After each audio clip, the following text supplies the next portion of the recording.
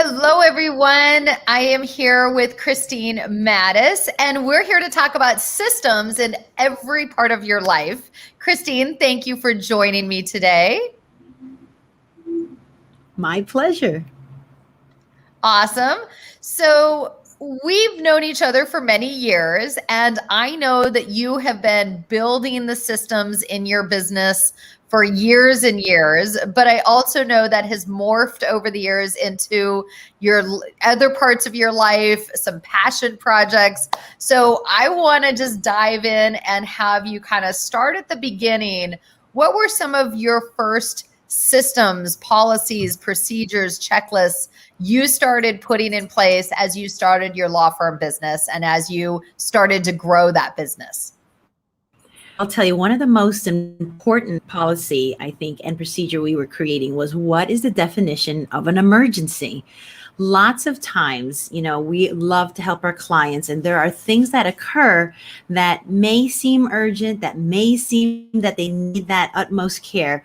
However, when you dissect it and take a look at it, there may be other members of the team that could equally help just as much. When I started out, at first it was me. Then I had an assistant, and then we started slowly growing. But in the beginning, it was always me. And even as we were growing, I always felt I had to be the one to answer everything. But then we realized that, if there's things that I need to do outside of the office, if there's things I needed to do even in court, and I get a call, there needs to be some type of evaluation of, is this something that I really need to attend to? Is this something that I need to drop everything for and try to see what I can do to help? Because what happens is that, there could be better people on the team. And I always now learn, I want people who are better than me to be able to fix things and help more people. And so that was one of the biggest things, definition of an emergency. What is something that is drop everything, close everything down. Let's focus on this, because otherwise we're taking away valuable effort, resources, sweat, and emotion on certain things that perhaps wasn't at that top level DEFCON, 5 situation. And I'll tell you, it's made a lot of difference, right? Because it also helps the team realize, okay, that's something that's important, but we shouldn't be, sounding the alarms and shutting everything down. There's a way to handle this type of situation. I thought that was very important. Another policy and procedure that we thought early on was also about roles and delegation. What are the things that each person was supposed to handle? What is their job? So really creating really good descriptions, positions, because without that, it seemed like it was a free for all. I can do that. I was wearing every hat in the beginning, so I could do it all. But then if no one really knew what their job delegation was, either everybody was doing the same thing or nobody was doing nothing. So it really was important for us to do. Yeah. So I felt those in the early part of my career was so important. But again, Kristen, I was a slow burn. It took me a while to realize that. So there were times, burning the midnight oil, doing things and getting frustrated, thinking, wow, this is really hard. This is very hard. Like, we're doing so many things.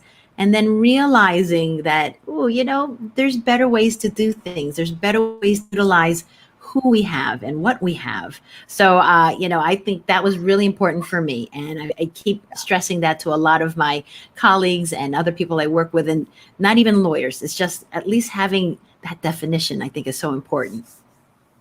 Absolutely. And I ditto the job descriptions and the KPIs and the scorecards and the clarity of who shall do what by when.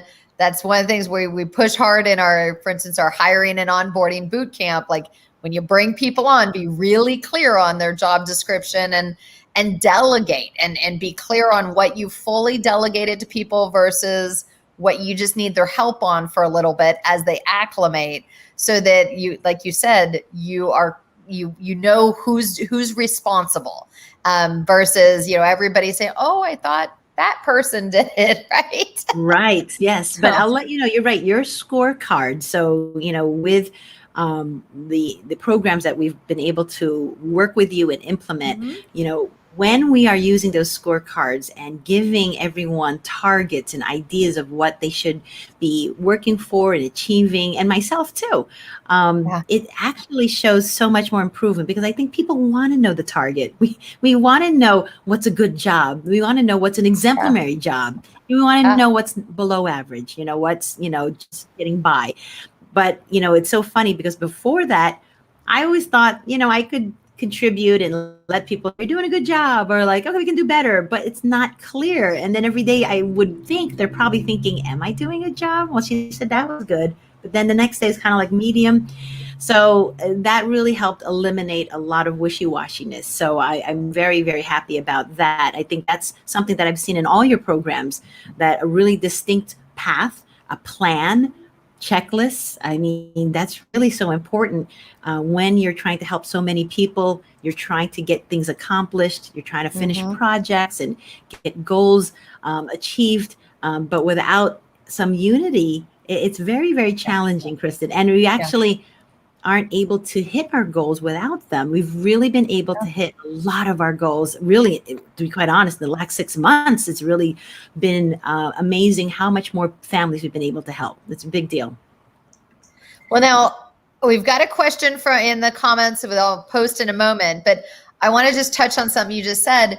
So you actually were able to send your executive assistant to the KPI workshop and to really learn and take ownership of some of those KPI scorecards and everything like that. How has that been from your perspective, to be able to send someone else on your team to go get the training and then to see them bring that back and use it with the team?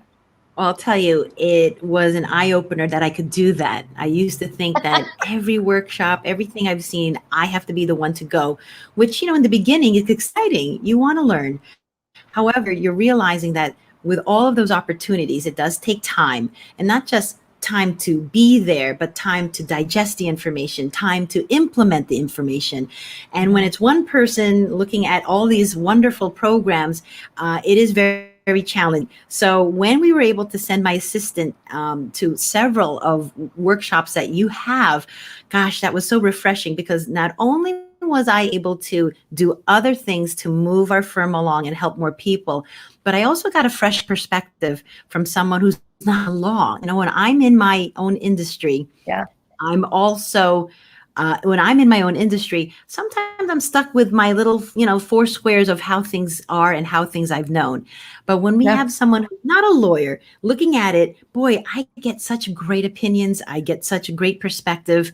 And it's also refreshing to see how we can implement your programs. I probably would be thinking of it in the same boring way, how a law firm should use it. And she would come back with all these other ideas of how we could use it. And I think I'm thinking like, oh, okay. And so I feel we're not just getting workshops and programs for just a situation. We're able to blow up and use it in every aspect of our firm, every way we've seen how to learn things, how to receive information, how to disseminate information. We've learned it from your workshop. So we're really so grateful for that. But having an assistant go there, boy, it's been a big deal. It's a game changer. It's been actually making me feel more comfortable being able to know that there's workshops out there that I don't have to miss. And oftentimes there were some like, I have this commitment, so I guess, can I get the recording? Nothing beats live. Nothing beats live. So when I get someone, if Michelle can get there, my assistant, great. Or even Mariana, my marketing assistant, she's been able to participate in your workshops as well, because there's just so much good information, and sometimes it conflicts with my own schedule. I've just been able to triplicate myself, to be quite honest. And so that's what this is about. That's what it's about. And it's been, and getting the feedback from them and using the information and giving me a summary, and then they show me all the things they've learned, and they're so excited. They're so excited. So I love that idea that we've been able to really utilize, delegate, and get the information we need to just expand. So it's been great. Awesome. Thank you. So we've had some great comments from our Facebook users. Clear is kind. Yes. Another comment was that the data allows for candid conversation, like those scorecards, and reevaluation of what success looks like.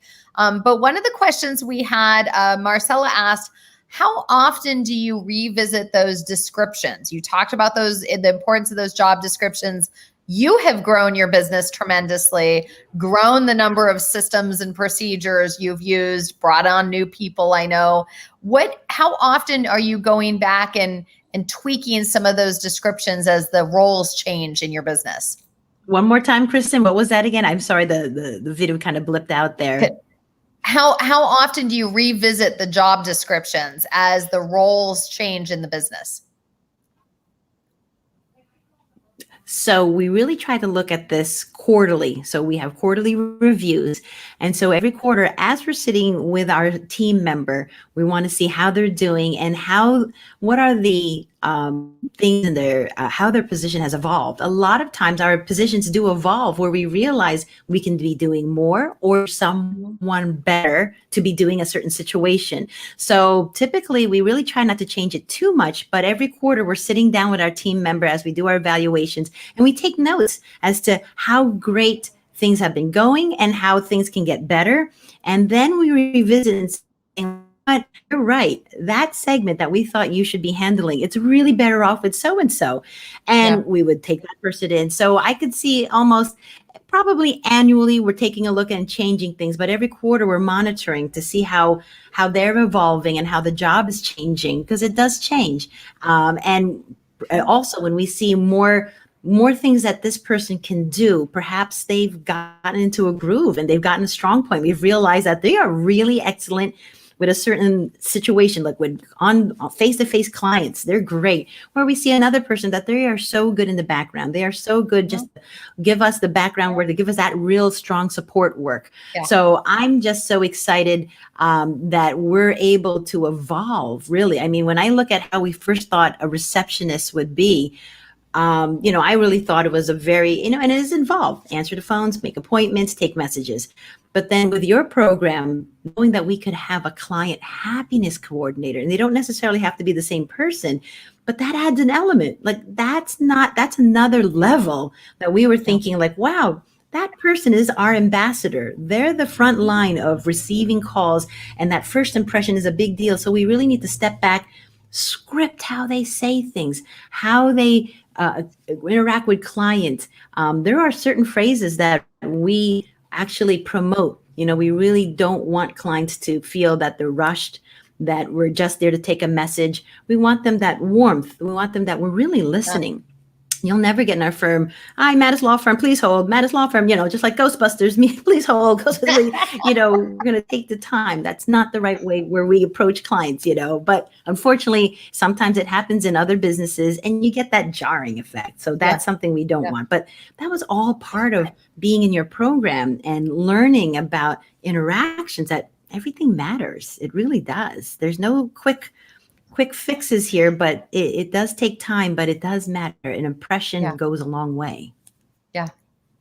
Awesome. Love all of that. So many great tips.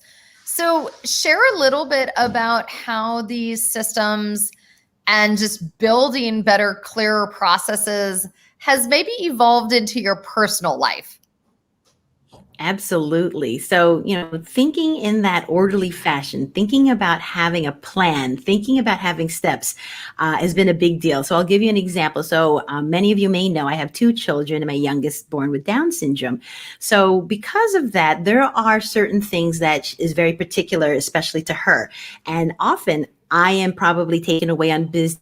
I'll take trips, I'll go away for certain meetings, and that leaves certain people, my husband included, who have to now step up and do the routine. And it used to be me on my little sticky pad, and I would say like, oh, this is her lunch, or things like that. Now we actually have this procedure that I felt crazy doing, but I'm thinking, but this is the way to do it. I would first take a picture of how I'm doing things, or I do a movie because I'm thinking this is our policy and procedure. When mommy is away, this is what is going to get done. This is the routine. We have it all written out. And when I go away, I pull out the page and I place it and I review it with my husband. He's going to kill me because he's going to be like, I have to review this with me. But it's just to be sure we're on the page. And we do have a housekeeper nanny who's with us who also helps tremendously. So we just want to make sure we're all on the same page. We know what she wants. She knows what she needs. and we all have an idea that we're all on the same page. My oldest has also been such a great helper, and there are times she'll remind me that we're missing a step. And we actually did an exercise that you did with me years ago, Kristen, when we were trying to create a policy procedure. How do you butter Dale's? I remember you asking me that, and asking other people. And my daughter actually has done that exercise with me, and we had a good laugh. But in the big picture, it realized that, if we're not clear with our instructions, this can go haywire. Mm-hmm. So that mindset of putting things on paper, writing down the checklist, and then having that as the standard, and having it in a place that everybody knows where it is. So we're not scrambling the night before mommy's going away in a meeting saying like, hey, what is she going to wear? And so everything would be laid out. So I thought that was very helpful. That's my mindset with my kids, but it's also helped us with help around the house, knowing what the schedule is, what's the kid's schedule, what's my schedule. With Michelle, our assistant, she's been able to step in with helping organize with doctor's appointments, helping me organize with with the travel, but just even situations. For example, I have an aunt in New York and I help her. And there was a moment where I was going to stay with her for a while. And I asked Michelle, I said, food, I'm not familiar with her area. I guess I could always order out, but do you have a list of restaurants that probably would fit my diet, her diet? And immediately a whole list where she goes, these are great, Chris, call these places, or we can reserve these places for you. Great. Fantastic. Thank you. So again, relying on your team, making sure to delegate, trusting your team. I have to say, knowing that other people can help, there was a bit of a control situation that you have to get used to, because again, most of the time it's always, you know best, and used to say, if you want something right, do it yourself. I get that. But again, it's also helpful to have a team because you can get more done. And sometimes good is good enough, honestly, just to help get things through, because how are you going to get through your day? Right now, I've found it so helpful to have those types of systems in place, Kristen, because again, I'm a mom, I'm a wife, I'm a business owner. I'm helping my father in his household. I'm helping my aunt in his household. So, you do need a team, and you do need organization. You do need. Oh, kind of froze up there for a minute. Not sure what happened. Hopefully we get you back. There we go. Azure. There we go. Yep. So, and again, so it creates that mindset of having something in place and using who you have, and trusting, really. I think that's the thing, to trust, find the people and trust they will do the right thing with the right support. Yeah. And that's, you give them the process, the procedures, you build up their trust and their confidence. They know what they're doing. You build up your confidence. They know what they're doing, and then you hand off with confidence. But so you also work with a number of professionals or people that have professional duties. Talk a little bit about, I know you're working on a passion project you've wanted to get to for years. Talk a little bit about how individuals that have other obligations can have more confidence in what they're doing and do it right the first time by having good processes, good, clear infrastructure. Right. And I think one thing, so again, one of the aspects of what I do, so I help protect assets for children with special needs. And I do that by empowering people called guardians, or people who are in a trustee position. What do? They are people who are managing and helping others, and there's responsibilities for that. But it is also overwhelming because sometimes we're not used to that role. We're not sure what that role encompasses. We don't know our limits. So one of the things we've been able to do is create things like handbooks, create checklists for them, of scenarios that are common, so that when they are in this role, what to expect. We like to give them scenarios. We like to tell them what their limitations are, but we also want to let them know where they can cut loose, where they can be themselves and really help the individual. But these roles are only effective when you're very comfortable about the rules. And sometimes that's the overwhelming part. That's the hard part, where people say, okay, I called guardian, now what? And right, and it is overwhelming. And I just had a meeting with a client last week where we're in the process of creating a guardianship.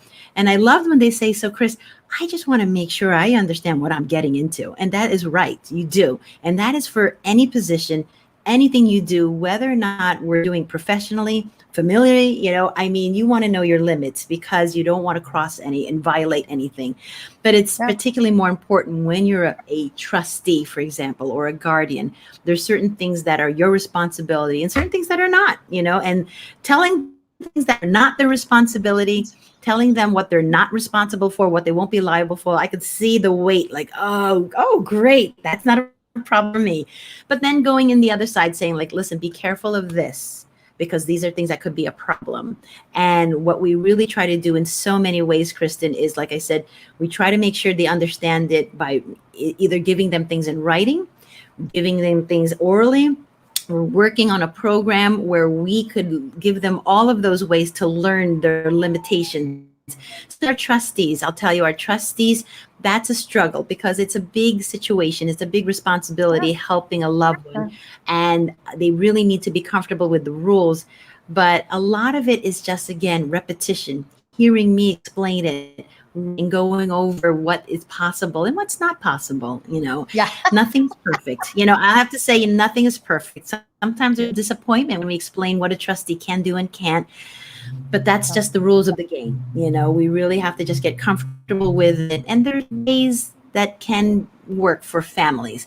And that's what we love to do. We give checklists. We give them, things in writing. And like I said, we're also working on programs where they can interact and feel more comfortable and have Q&A.